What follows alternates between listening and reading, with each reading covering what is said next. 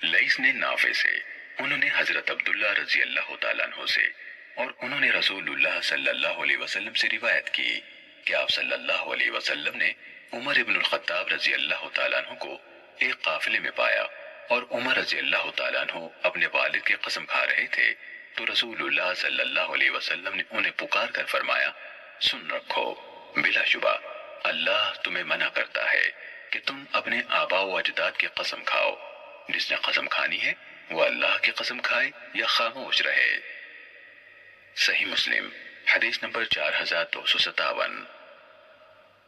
عبداللہ بن نمیر، عبید اللہ، ایوب، ولید بن کثیر، اسماعیل بن امیہ، ضحاک ابن ابی ذئب اور عبد الکریم، ان سب کے شاگردوں نے ان سے اور انہوں نے نافع سے، انہوں نے حضرت ابن عمر رضی اللہ تعالیٰ عنہما سے اور انہوں نے نبی صلی اللہ علیہ وسلم سے اسی قصے کے مانند بیان کیا۔ صحیح مسلم حدیث نمبر 4258۔ عبداللہ بن دینار سے روایت ہے کہ انہوں نے حضرت ابن عمر رضی اللہ تعالیٰ عنہما سے سنا، انہوں نے کہا رسول اللہ صلی اللہ علیہ وسلم نے فرمایا، جس نے قسم کھانی ہے وہ اللہ کے سوا کسی کی قسم نہ کھائے، اور قریش اپنے آباء و اجداد کی قسم کھاتے تھے، تو آپ صلی اللہ علیہ وسلم نے فرمایا اپنے آباء و اجداد کی قسم نہ کھاؤ۔ صحیح مسلم حدیث نمبر 4259۔ یونس نے ابن شہاب سے روایت کی، کہا مجھے حمید بن عبد الرحمن بن عوف نے بتایا کہ حضرت ابو ہریرہ رضی اللہ تعالیٰ عنہ نے کہا رسول اللہ صلی اللہ علیہ وسلم نے فرمایا، تم میں سے جس نے حلف اٹھایا اور اپنے حلف میں کہا لات کی قسم، تو وہ لا الہ الا اللہ کہے، اور جس نے اپنے ساتھی سے کہا آؤ جوا کھیلیں، تو وہ صدقہ کرے۔ صحیح مسلم حدیث نمبر 4260۔ اوزاعی اور معمر دونوں نے زہری سے اسی سند کے ساتھ حدیث بیان کی، اور معمر کی حدیث یونس کی حدیث کے مانند ہے، البتہ انہوں نے کہا تو وہ کچھ صدقہ کرے، اور اوزاعی کی حدیث میں ہے جس نے لات اور عزا کی قسم کھائی۔ ابو حسین مسلم یعنی مؤلف کتاب نے کہا یہ کلمہ آپ کے فرمان جو کہے آؤ میں تمہارے ساتھ جوا کھیلوں تو وہ صدقہ کرے،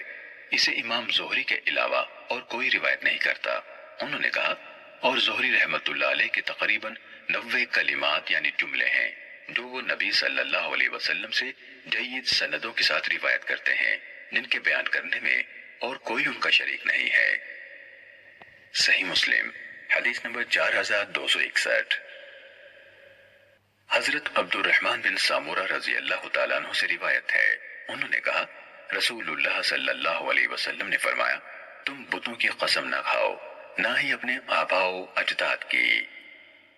صحیح مسلم حدیث نمبر 4262۔ غیلان بن جریر نے ابو بردہ سے اور انہوں نے حضرت ابو موسیٰ اشعری رضی اللہ تعالیٰ عنہ سے روایت کی، انہوں نے کہا میں نبی صلی اللہ علیہ وسلم کی خدمت میں حاضر ہوا، میں اشعریوں کی ایک جماعت کے ساتھ تھا، ہم آپ سے سواری کے طلبگار تھے، تو آپ صلی اللہ علیہ وسلم نے فرمایا اللہ کی قسم میں تمہیں سواری مہیا نہیں کروں گا، اور نہ میرے پاس کوئی سواری ہے جس پر میں تمہیں سوار کروں۔ کہا جتنی دیر اللہ نے چاہا ہم ٹھہرے، پھر آپ کے پاس اونٹ لائے گئے تو آپ نے ہمیں سفید کوہان والے 3 جوڑے اونٹ دینے کا حکم دیا۔ جب ہم چلے ہم نے کہا یا ہم نے ایک دوسرے سے کہا